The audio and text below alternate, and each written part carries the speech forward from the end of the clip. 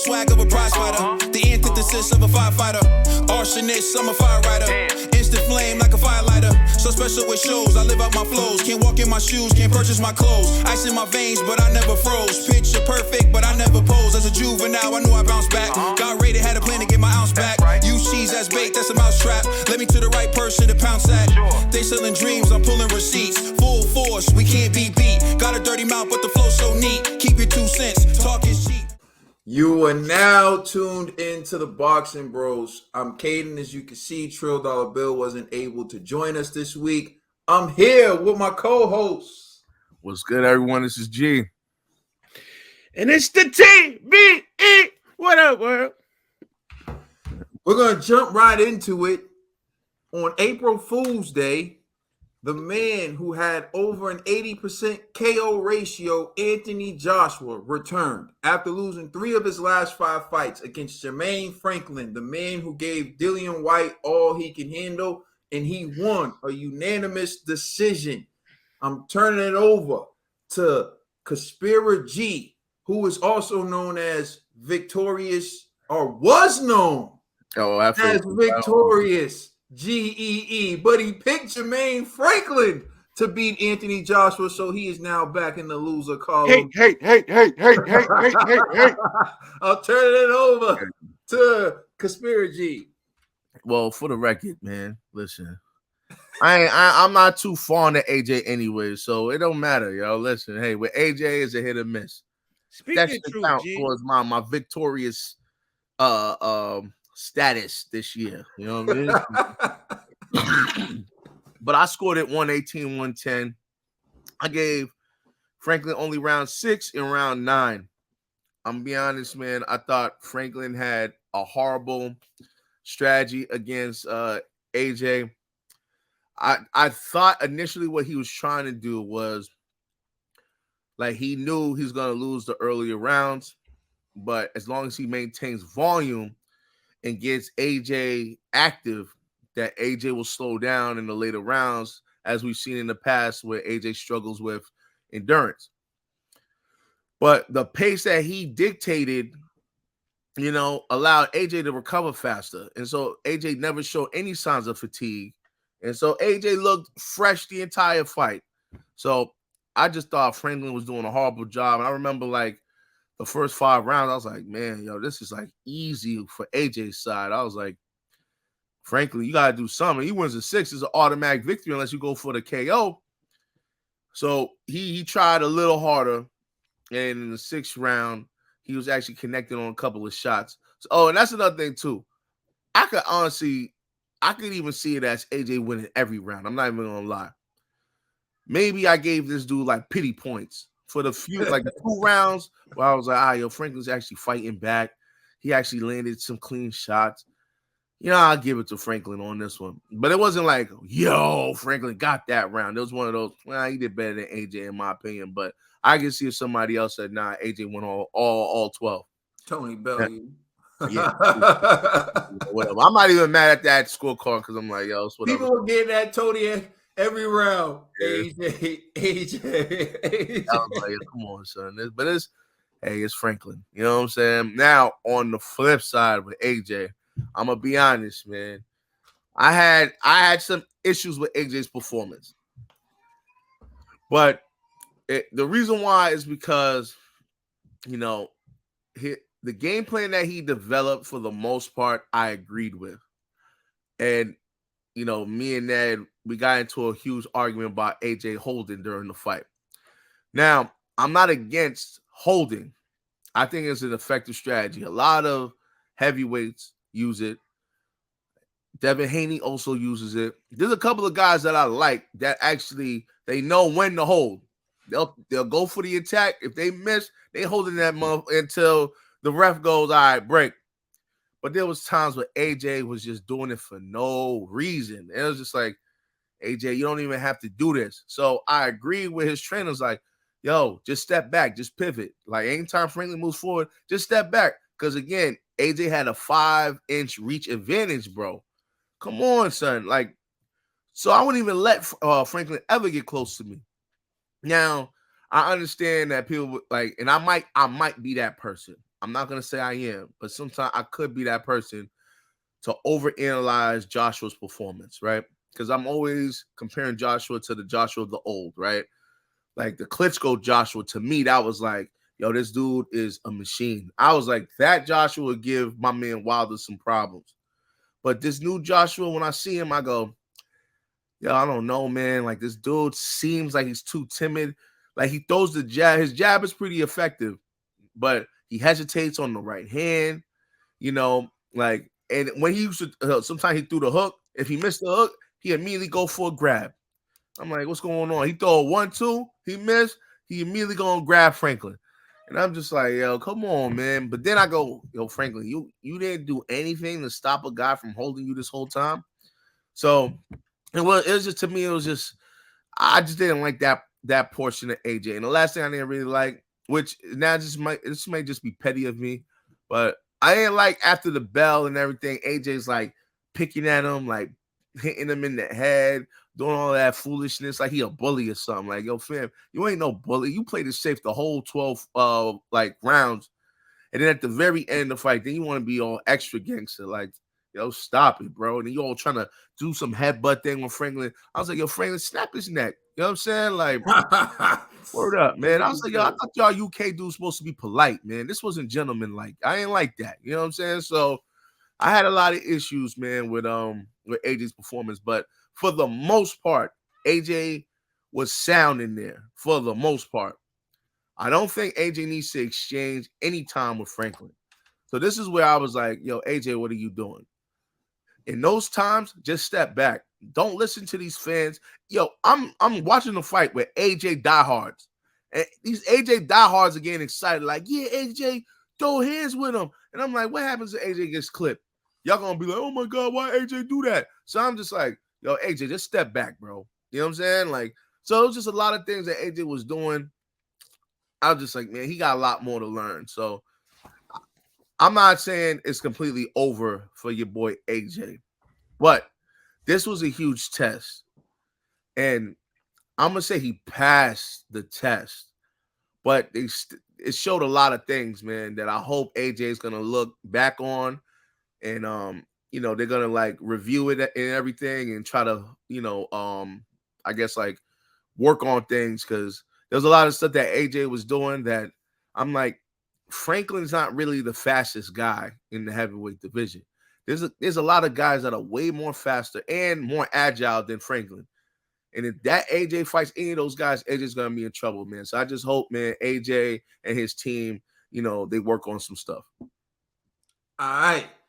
Now we got the victorious TBE, who called this fight correctly, knew what was going down. TBE, what's your reaction to the fight?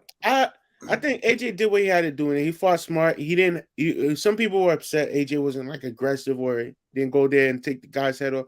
But AJ, he went in there. He showed he dominated. He clearly won almost every round. And for me, I wasn't mad at the performance AJ gave. The holding, and so be it. And most of it, I feel like, was initiated by Franklin. I don't care what G got to say. And yesterday, yeah, G got in my skin pause. But he was like, I'm trying to watch the fight. Yo, pause yourself. Yeah, it's discretion. What was going on over there? You know? I'm trying to watch the fight, and G's like trying to make me watch things while it was my first time reacting to the fight when he already saw it. And he was just like taken away from the moment. I'm like, yo, can I just see my man fight real quick? And you know, so. But AJ did his thing. AJ wasn't fighting, yo. AJ was doing MMA stuff. I don't know. You know Franklin, shout out to you for giving me 100 easy. And you know. Easy 100. I'm just giving you back the money that you lost last week. You know what I'm saying? Why don't you give it back in full? It's time to double up. Yeah, why don't you double up then, G? Because you scared. It ain't about scared. It's just Franklin ain't that type of dude you double up. We got other fights coming up. Huh? We got other fights coming up. I know these other fights. Yo, listen. Yo, don't make me tell the world what you about to do. Last week, you almost panicked, man. You was about to give me $1,000 bet. I had to walk you off the ledge. Like, yo, don't do this for no AJ, bro. You know what I'm saying? Like, word up, hey, man. I didn't want you to go broke. There's always opportunity for those type of moments, man. Now listen, Ned, just make sure, just know this. The next time you make a mistake, I'm not even gonna give you a chance to like renege. I'm just gonna be like, yeah, let's go. And then when you lose, give me my $1,000. Just remember that. You know what I'm saying? Have all that faith in AJ if you wanna. Ned, you gotta value your money more, man. I'm just saying. All right. So a few things. I thought AJ got the win, which was big. I did notice some things that were good and some things that were bad. For me, one of the things I noticed was AJ did look timid early. And I didn't like the way he looked early. He looked unsure of himself. He seemed to be too defensive in my mind early. And for me, Jermaine Franklin missed the opportunity to jump on Anthony Joshua early and make him doubt himself.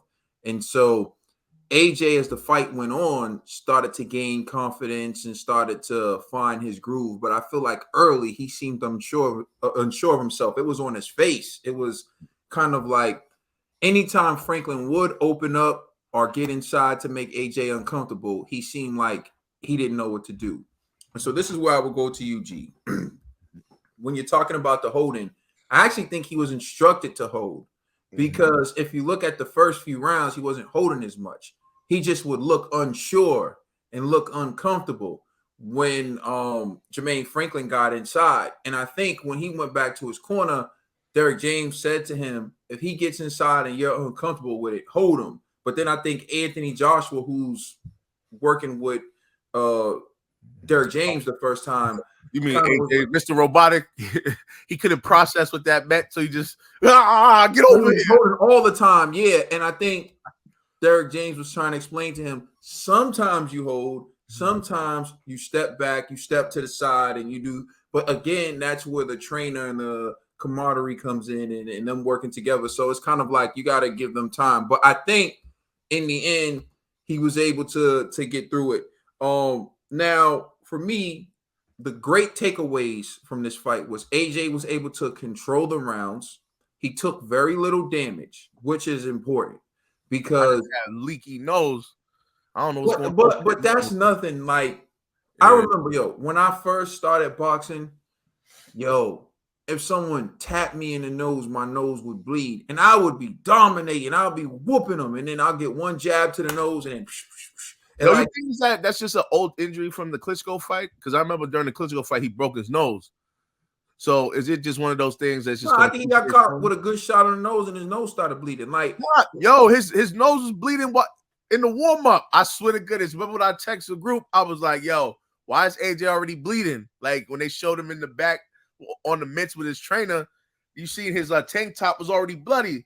And I was like, damn. Oh, yeah, I didn't see that. I was like, what's good with AJ, bro? Like, I saw your text like he's bleeding already. Yeah, I was like, is the trainer beating him up? Like, what's going on here? You know what I'm saying? So, sometimes it could be, what is it? What do you call it? Like, the air. If the air's too dry, there's a number of things. Like, but he's a fighter at the end of the day, bro. You get nosebleeds. It didn't affect him. It clearly didn't. Yeah, you get nosebleeds, But I'm telling you.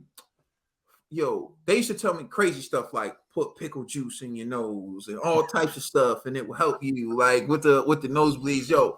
Like when I first started sparring, bro, it was like inevitable. My nose was gonna bleed, and I used to hate it because I would be perfect. Like I would whoop someone's A, and they'll be like, "But I bloodied your nose," and I'm like, my nose bleeds on its own. Like, that's how I felt. Like, yeah. But talking about this, right? He took very little damage, which was good. Like when you see him in the interviews, he looked like the way he came in. And if you're right, G, nosebleed was the way he came in.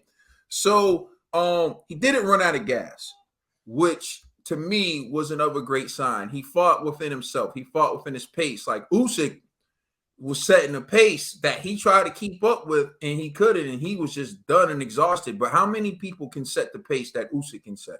Realistically, not too many people. So I think he did a great job. Now you want to talk about after the fight. If you're AJ, you can't win.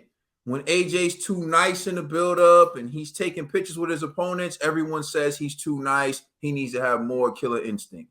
He's in the ring with a guy who, let's not front, was talking trash to Anthony Joshua with a guy who was trying to bully him. Every time AJ hit him with a right hand, he would go, stick his tongue out. Which brings me to AJ, dog. Yo, you've been around the sport the longest time. When a guy does that, he's hurt. Yeah, that just means he's hurt. He's hurt, bro. Like, why'd you stop? Because he took one right hand and say, all right, take another one. Take this next one. Like, don't sit around and like, you know what I mean? So, but Franklin was sitting around trying to bully AJ. So AJ beats him, and then AJ does what he does to him, and then people get mad. I actually like that. Like, to me, that let me know AJ felt dominant over Franklin. He felt like, you're not in my league. That's what he needed to feel walking out of that fight. He needed to feel like, Franklin, you ain't in my class. And that's what he did to Jermaine Franklin. He outclassed him. Right there.